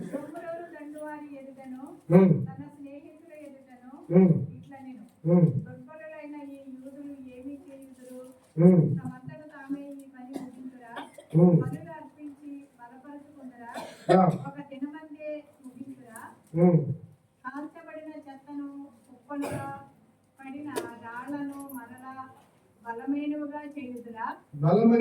చేదురా. మరియు అమోరీయుడు ఆ, అమోరీయుడైన ఏంటి అంటే యుద్ధ నుండి రెండవది అపవాది ఉపయోగిస్తున్న భయంకరమైన ఆయుధం ఏంటంటే 4వ అధ్యాయం 10వ వచనం చదవనము. అప్పుడు యూదా వారు బరువులు పోయేవారు బరువులు తగ్గిపోయాను ఉన్న చెత్త విస్తారం ఉన్న చెత్త విస్తారం. గోడ కట్టలేమని చెప్పగా ఏం చేస్తారంట? చెత్త విస్తారం ఉంది, గోడ గుర్తుపెట్టుకోండి. ఇక్కడ ఆగుదా మనం. రెండవ పాఠం, సాతాను ఏమి తీసుకొస్తుందంటే కదా, ఏమంటారు, ఏమి తీసుకొస్తుందంటే డిస్కరేజ్మెంట్. ఏంటంట డిస్కరేజ్మెంట్ అంటే నిరుత్సాహం తీసుకొస్తుంది. చెత్త బాగుంది, ఏం కట్టగలుగుతారు, అది 2 విషయాలు చూపిస్తుంది. హృదయంలో చెత్తను పెట్టుకున్నవాడు గోడను కట్టలే. సంఘంలో ఆత్మీయత కంటే చెత్తను ఎక్కువగా నింపుకున్నవాడు గోడను కట్టలేడు. గోడ దేనికి సాదృశ్యమో తెలుసా? భద్రతకు సాదృశ్యం. దేనికి? It's sign of security or protection. గోడ దేన్ని చూపిస్తుందంటే భద్రతకు, కాపుదలకు చూపిస్తుంది. ఎవరి ద్వారా భద్రత అంటే హృదయంలో చెత్త లేని వాడి ద్వారా భద్రత వస్తుంది. సంఘ పెద్దలలో చెత్త ఉండద్దు, సేవ చేస్తున్న సేవకులలో చెత్తారం ఉండద్దు. అందరూ వచ్చి నేర్పిస్తా ఉంటారు. అందరూ వచ్చి ఇది అది అది చెప్తారు. నాకు కూడా అనేక విషయాలు దేవుని ఉన్నతమైన కృపను బట్టి ఇక్కడ ఉన్నాం. సోదరు శేఖర్ ఉన్నారు, ఆ విధంగా బోయస్ ఉన్నారు, ప్రభుదాస్ బ్రదర్, ఇక్కడ యోహాన్ బ్రదర్, మాలన్న, ఎవరు నెహేమియా బ్రదర్, ఇంకా మహేందర్, వీళ్ళందరూ మేము వచ్చాం. వాళ్ళందరూ ఒక్కొక్క సంఘానికి చెందిన వాళ్ళు. అయితే ఒక్కొక్క సంఘం నుంచి వచ్చి కొందరు నాకు ఏదో చెప్తాను. దైవకంగా చెప్తున్నాను, ఈ రోజు వరకు ఎవరికి కూడా, ఈ రోజు వరకు కూడా ఒకరు చెప్పినది నేను ఇప్పటి వరకు ఒక్కరికి నేను చెప్పలేదు. ఏం చేస్తాను తెలుసా? నాయన ఇది నీకు ఉద్దేశం ఉంది కదా, ఇది నువ్వు తీసేసుకో, ఇది నీకు మంచిది కాదని వాళ్ళకి చెప్పాను. ప్రేమతో చెప్తాను. ఇది ఇలా ఉంటే మనం ఎదగలేదు, ఇలా ఉంటే మనం బాగుపడలేదు చెప్పి నేను కూడా వీలైతే సొహతంతో మాట్లాడతాను. కానీ తొందరపడకు, తనకి నష్టాన్ని కలిగించకు, సంఘంలో ముళ్ళుగా ఉండకూడదు, నువ్వు ఇలా ఉండడం మంచిది కాదు అని దైవికంగా చెప్తున్నా. నేను ఎందుకంటే ఎక్కడ పరిచయం పోయినా వాక్యమును మాత్రం బోధించి బయటపడతాను. ఎందుకంటే సంఘములో ఉన్న పరిస్థితులు విని సంఘములో తలదూర్చుకొని మాట్లాడే తత్వం కాదు. సంఘ పెద్దలు అనుమతి ఇవ్వాలి దాని గురించి, లేదా సేవకుడు అనుమతి ఇవ్వాలి దాని గురించి, అప్పుడే దాని గురించి మాట్లాడాలి. అంతవరకు మనము సొంత జ్ఞానముతో మాట్లాడడానికి వీలు లేదు. చెత్త చెదారము నింపుకున్నవాడు గోడ కట్టలేడు. ఈరోజు ఇశ్రాయేలు ప్రజలు 12 మంది వేగుల వారు కదా దేశంలో వాగ్దాన స్థలమును పంపి, అయ్యా అక్కడి నుంచి వర్తమానం తీసుకురావాలంటే ఏం తీసుకొచ్చారు చూద్దాం. దయచేసి సంఖ్యాకాండం 13వ అధ్యాయం, సంఖ్యాకాండం 13వ అధ్యాయం. దయచేసి బైబిల్ కలిగిన వారు సంఖ్యాకాండము 13వ అధ్యాయము 31వ వచనం చదవండి ఎవరైనా. అయితే అతనితో కూడా పోయిన మనుషులు ఆ జనులు మనకంటే బలవంతులు, ఆ జనులు మనకంటే బలవంతులు, మనము వారి మీదకి భుజాలమనేది, మనము వారి మీదకి భోజాలమనేది.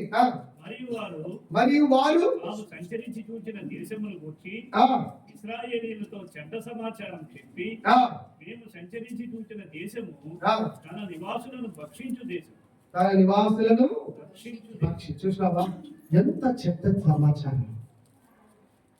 వాగ్దాన స్థలం అంతా చూసి వాళ్ళు శరీరకమైన నేత్రాలతో చూసి వచ్చేసేవారు. ఎవరు? ఆ 12లో ఎంతమంది? 12 శరీరమైన నేత్రాలతో చూశారు. ఇశ్రాయేలు ప్రజలలో నిరాశ నిట్టూర్పును మిగిల్చారు. వారు మనం వెళితే వారి దృష్టికి మనం విడుదల వలె ఉన్నామని చెప్పారు. మీకు తెలుసా, వాగ్దాన స్థలంలోకి ప్రవేశించడానికి ఎన్ని సంవత్సరాలు పట్టింది దేవుని బిడ్డలకి? ఎందుకు? యాక్చువల్గా 8 దినాలు. చూడండి, ద్వితీయోపదేశ కాండం 11 దినాలు. ద్వితీయోపదేశ కాండము యాక్చువల్ వాగ్దాన స్థలంలోనికి వెళ్ళడానికి పట్టే దినములు ఎన్ని అని అంటే దినములు ఎన్ని అని అంటే చూద్దామా. ద్వితీయోపదేశ కాండం 1వ అధ్యాయం మొదటి అధ్యాయం 2వ వచనంలో ఉంటుంది. మొదటి 2 వచనాలు లేదా 2వ వచనం వాగ్దాన యువతలనున్న అరణ్యములో ఆ, అనగా పారానుకును ఉమ్, ఓపెలు లాబాను హజేరోతు దీహాబాను స్థలములకు మధ్య తూర్పులకు ఎదురుగాను ఆరాబాలో ఆ, మోషే ఇశ్రాయేలీయులతో చెప్పిన మాటలు ఇవే. ఉమ్. హోరేబు నుండి సేయీరు మన్యపు మార్గముగా కాదేశు బర్మేయ వరకు 11 దినముల ప్రయాణం. ఎన్ని దినాల ప్రయాణం? 11 దినాల ప్రయాణము కాస్త ఎంతగా మార్చబడింది. How షేప్ఫుల్ it is. 11 రోజుల ప్రయాణం, కనీసం 15 రోజులు కూడా కాదు. 11 రోజులు నేను వాగ్దాన స్థలంలో వెళ్ళాలా, కానీ ఎందుకు వెళ్ళలేదు? ఇది ఒక పెద్ద టాపిక్. దానిలో మూలమైన కారణం ఏంటి తెలుసా? అవిధేయత. దాని మూలమైన కారణం ఏంటి తెలుసా? ఇశ్రాయేలు ప్రజలను ఏం చేసినారు? వీళ్ళు నిరాశపరిచేసరికి ఏం చేశారు తెలుసా? ఇక మేము వెళ్ళాం, మమ్మల్ని చంపేస్తారు, మా పొత్తులో చెప్పారు. చూడండి, అందుకనే ఒక మాట చెప్తున్నారు. సంఖ్యాకాండం 14వ అధ్యాయం 34 చదువు. వీరా మీరు ఆ దేశమును దేశమును సంచరించి అమ్మా గట్టిగా చదవాలి. మీరు ఆ దేశమును సంచరించి ఆ, చూచిన 40 దినముల లెక్క ప్రకారము ఆ. దినమునకు 1 సంవత్సరము చొప్పున ఎంతగా? దినమునకు 1 సంవత్సరము చొప్పున ఎంత? 40 దినములు. ఆ, దినమునకు ఏంటంట? దినమునకు 1 సంవత్సరమును ఆ, చొప్పున ఇప్పుడు చెప్పండి, దేవుడు ఒక దినమునకి ఏం చేసిండు? నీ జీవితంలో నేను 2 రోజుల్లో ఈ పని చేస్తానంటే దేవుడు ఎన్ని దినాలు చేస్తాడు? గుర్తుపెట్టు. అవిశ్వాసము కలిగిన బ్రతుకులు, నిరాశ కలగ చేసే ఎంత దేవునికి ఉగ్రత అంటే, ఒక దినమునకు ఎదపెచ్చినాడు. ఇప్పుడు 1 సంవత్సరంలో పాల్గొవాలి. అవునా? ఒక ఇయర్, ఒక ఇయర్లో ఒక ఇయర్లో ఏం చేస్తాం? ఒక సబ్జెక్ట్ ఇయర్ స్టడీస్ ని ఏం చేస్తాం? కంప్లీట్ చేసుకుంటాం. 9th ఉంది, ఒక ఇయర్లో ఏమైపోవాలా? 9th క్లాస్ అయిపోవాలి. కానీ నిరాశ కలిగిన మాటలను సంఘానికి తీసుకుని వచ్చి ఇతరులు కూడా నిరాశపరిస్తే నీ బ్రతుకులో 40 దినాల ప్రయాణం కాస్త ఎంతగా అంటే 40 సంవత్సరాలుగా మార్చబడింది.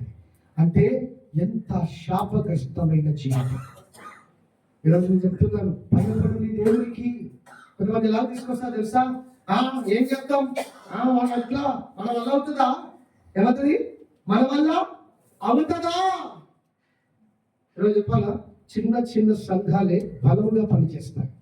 మనం ఎక్కడ కూలికి పెట్టాము, ఇక్కడ కాదు, మా ప్రాంతంలో చిన్న కుటుంబమే, కానీ ఎంతో గొప్పగా మరి కలగడానికి ఇష్టపడ్డారు. కొంచెం చిన్న సంఘాలు పెద్ద ఏర్పాట్లు చేస్తారు. సరే, మన మోకిలలో కూడా చిన్నదే, కానీ దాదాపుగా 2000 మంది విశ్వాసులు వచ్చే విధంగా కూడిక పెట్టుకున్నారు. ఆ సంఘాలు ఎంతమంది ఉంటారు తెలుసా? 15 కూడా ఉంటారు. నాకు తెలిసి తక్కువే ఉంటారు. ఏదన్నా ఇంట్లో కూడిక పెట్టుకోవాలంటే, మందిరంలో కూడిక పెట్టుకోవాలంటే ఫస్ట్ ఆలోచించేది ఏం తెలుసా? డబ్బులు ఉన్నాయా లేవుగా? ఏం మాట్లాడుతున్నావు? మన వల్ల అవుతుందా? నోరు మూసుకో. ఏం ఎక్కువ మాట్లాడుతున్నావు? ఏమని మాట్లాడతావు? ఏమనుకుంటావు? ఏమైపోయింది నీ విశ్వాసం? నువ్వు ఇతరులను కూడా నిరాశపరిస్తే జాగ్రత్త గుర్తుపెట్టుకో. నువ్వు అనుకున్న సమయంలో ఏది సాధించకుండా దేవుడు చేస్తాడు. నీ ప్రయాణాన్ని కాస్త ఇంకా ఆలస్యముగా చేస్తాడు. వాగ్దాన స్థలములో ప్రవేశించడానికి కదా, నిన్ను ప్రవేశించడానికి దేవుడు నేను ఇంకా భయంకరంగా ఏం చేస్తాడు తెలుసా? చుట్టూ తిప్పాడు. హైదరాబాద్లో తెలియని వారు ఆపే ఎత్తే ఏమైతే తెలుసా? ఏమొస్తారు? యాక్చువల్గా చూస్తే 2 కిలోమీటర్లు. ఆ 2 కిలోమీటర్లు వాడు నీకు ఎలా చూపెడతాడంటే 20 కిలోమీటర్లకు చూపెడతాడు. పక్కన 2 పక్కన సున్న పెడతాడు, అంతే. వాడు మొత్తం చుట్టూ తిప్పితే తర్వాత నీకు షార్ట్ కట్లు ఎక్కడ నడుచుకొని వస్తాయి. ఏంద్రా దీన్ని చీడికి వచ్చేది వీడు మొత్తం ఎట్లా తిప్పాడు? ముఖ్యంగా ఎట్లా చూపెట్టాలి? ఇట్లా ముఖ్యంగా ఇట్లా తీసుకో, ఇది ముక్కు అని అంటారా? వాడు హైదరాబాద్కి రా, ముక్కు ఇంట్లో చూపెడతాడు. ఆటోలో కూర్చుంటే అమ్మా దేవుడు ఏం చేశాడు తెలుసా? నిన్ను వాగ్దాన స్థలానికి కరెక్ట్గా నేరుగా నడిపాడు. నిరాశపరిచేవారు. వారు నిరాశపడటమే కాదు, ఈ 10 మంది నిరాశపడటమే కాదు, ఇశ్రాయేలు ప్రజలందరినీ కూడా ఏం చేస్తున్నారు? నిరాశపరిచినారు. విశ్వాసం లేకుండా చేసినారు, ఆశ లేకుండా చేసినారు. ఎంత దేవునికి కోపం రేగి మాట్లాడుతున్నాడంటే ఒక్క దినమును సంవత్సరం. కాబట్టి ఎన్ని సంవత్సరాలు చెప్పాలి? ఎన్ని సంవత్సరాలు? ఎంతమంది లేటుగా పోతానని అనుకుంటారు చెప్పండి. ప్రభా ఏం కాదులే, లేటుగానే సాధిస్తా. చాలా మంది కొంతమంది అంటారు యవ్వన కాలంలో పిల్లలు పుడితే మంచిదే. ఎందుకు? నేను 25 సంవత్సరాలప్పుడు మ్యారేజ్ చేసుకున్నాను. నా భార్య, my wife sister, she of 23 years. At the right age we marriage. ఇప్పుడు మా పిల్లలు చూస్తే షీఈ్ ఆఫ్ 19 years, అంటే డిగ్రీకి వచ్చేసింది అమ్మాయి. మా బాబు వచ్చేసి ఇంటర్ సెకండ్ ఇయర్. చాలా మంది అంటారు ఏంటంటే మీరు కరెక్ట్ వయసులో చేసుకున్నారు కనుక మీరు కొద్దిగా వృద్ధాపలు వచ్చేసరికి పిల్లల చేతిలోకి వస్తారు. దేవుడు కొన్నిసార్లు ఫలం ఇవ్వడం కూడా ఏం చేస్తాడు తెలుసా? లేటుగా. ఎందుకు? నువ్వు అనుకున్న సమయంలో నీకు ఫలం రావాలంటే నువ్వు దేవుడివి. అన్ని అనుకూలమైన సమయంలో జరగాలి అంటే మంచి సమాచారం తీసుకురా. ఏం తీసుకురా? దేవుని ఇంటికి ఏం తీసుకురా? మంచి సమాచారం తీసుకురా. ఇష్టం వచ్చినట్టు కాదు. ఇతరులు కాలేమంటున్నాడు వృద్ధుడై. ఏమంటుంది తెలుసా? ఏమి కాదు, మనం వెళ్ళి వారితో పోరాడి ఏం చేద్దాం? విజయముడు 85 సంవత్సరాలప్పుడు కాలం ఏం చేస్తాడంట? అనమేలతో ఏం చేస్తాడంట? యుద్ధం చేసి విజయం పొందుతాడు. నాకు ఇచ్చే స్థలం, ఆ వాగ్దాన స్థలం నాకు ఇచ్చేమని చెప్తున్నాడు. ఎందుకంత బలం? 80 సంవత్సరాలు కూడా లేదా ఆ వయసులో కూడా నేను శత్రువులతో పోరాడతానని ఎక్కడి నుంచి వచ్చింది బలం? విశ్వాసం, దేవునిపై ఉన్న నమ్మకం. ఈ రోజు నీ జీవితంలో ఎందుకు నువ్వు సమకూర్చబడటం లేదనంటే అందుకని కాలేబు మంచి తండ్రిగా ఎందుకు చెప్పబడ్డాడు తెలుసా? తన బిడ్డ అయిన అక్స అమ్మ ఏమడిగింది? నీకు మడుగుల ఏమైనా స్థలమును ఇచ్చాడు లేదా అంటే తండ్రి అన్నవాడు ఎవరో తెలుసా? నేను ఎప్పుడు కూడా చెప్తాను, మా దాంట్లో నేను ఎక్కువగా చెప్తాను. ఈ బర్త్డే కోరికలు కానీ వివాహాలు కూడా నేను మాత్రం చెప్తాను. తండ్రి అన్న మాటకు అర్థం ఏమిటి అంటే పోషించు వాడు లేదా అక్కడ తీర్చు వాడు. పేరుకు తగిన జీవితం కాలేబు జీవించిన కుమార్తె అడిగినట్టుగా ఇవ్వడానికి సామర్థ్యతను సంపాదించుకున్నాడు. ఈ ఘనత వృద్ధాపంలో ఇచ్చాడు. ఎప్పుడు ఇచ్చాడు? అది వృద్ధాపంలో, ఎవరి వయసులో కాదు, వృద్ధాపంలో ఇచ్చాడు. కూతురు అడిగిందల్లా ఇచ్చాడు. ఆ సామర్థ్యత ఇచ్చాడు. ఈరోజు నేను చెప్తున్నా, ఈ సామర్థ్యతను పొందాలి అంటే కాలేబు నిండు మనసుతో దేవుడు ఏం చేశాడు చెప్పడం. నిండు మనసుతో దేవుడు ఏం చేశాడు? నువ్వు వెంబడిస్తున్నావా నీ జీవితంలో? ఒక్కసారి ఈ రాత్రి ఇది ఉదయకాలం వేళ ప్రభా దేవుని నీ జీవితంలో అత్యధికమైన విజయములు పొందాలి అంటే నిండు మనసుతో దేవుని ఏం చేయాలా చెప్పండి. ఎలా వెంబడించాలా? సగం వెంబడిస్తే బతుకులో నువ్వు అనుకున్నది సాధించదు. You cannot meet anything in your life if you follow half heartedly. సగముగా. అందుకని సౌలు మధ్యలో వదిలిపెట్టమన్నాడు. అవునా? సగము కంటే సౌలు దేవుని వాటకు ఎక్కువగా విధేయత చూపించి, నాకు అనుకుంటా 40% విధేయత చూపించాడు. కానీ ఏమన్నాడు తెలుసా? సౌలు ఏం చేసినాడు? బలి అర్పించడం కంటే దేవుని మాట వినుట. విన్నావా? సంపూర్ణంగా లోపడ్డా సౌలు. దేవునికి కావాల్సింది సంపూర్ణత. నువ్వు అనుకున్నట్టుగా నీ రేంజ్ల విధేయత చూపించడం కాదు, దేవునికి అనుకున్న విధముగా నువ్వు చూపించాలా. ఆ సంపూర్ణత నువ్వు కనపరచాలా.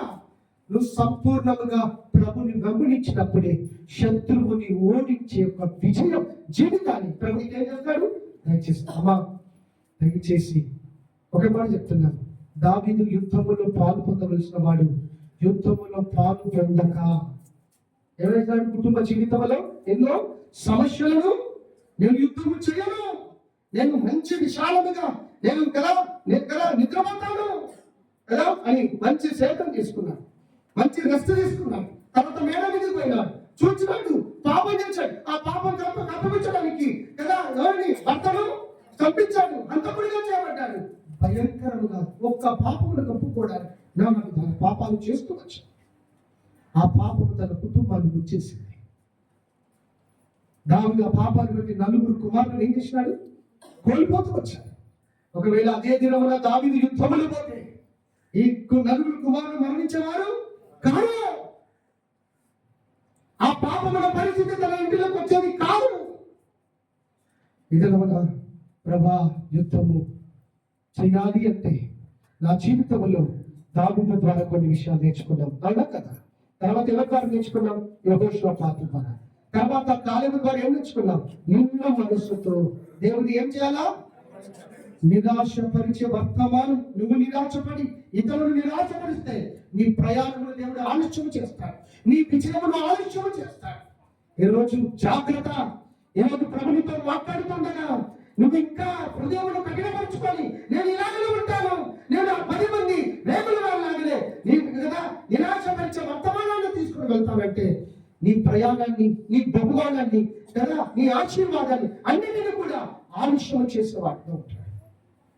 ఆలస్యము అమృతము, ఆలస్యం చేసే అమృతము కూడా ఏమవుతుందంట? నీ జీవితంలో ఆలస్యము విషయములుగా మార్చబడుతుంది. జాగ్రత్త. ఆలస్యం కాకూడదు అని అంటే నిరాశ పడకుండా ధైర్యముగా ఏం చేయాలి? ప్రభు కొరకు నిలబడాలి. దయచేసి వాక్యం ఇస్తాం. ఎవరు కూడా కళ్ళు తెరవకూడదు. ఒక్కసారి యేసు ప్రభు వారిని కూడా ఎన్నోసార్లు నిరాశపరిచిన సంఘటనలు, కానీ ప్రభు వైపు చూశాడు, ప్రభు తప్పు చూశాడు. ప్రభా, నన్ను ఆత్మీయంగా బలపరచును.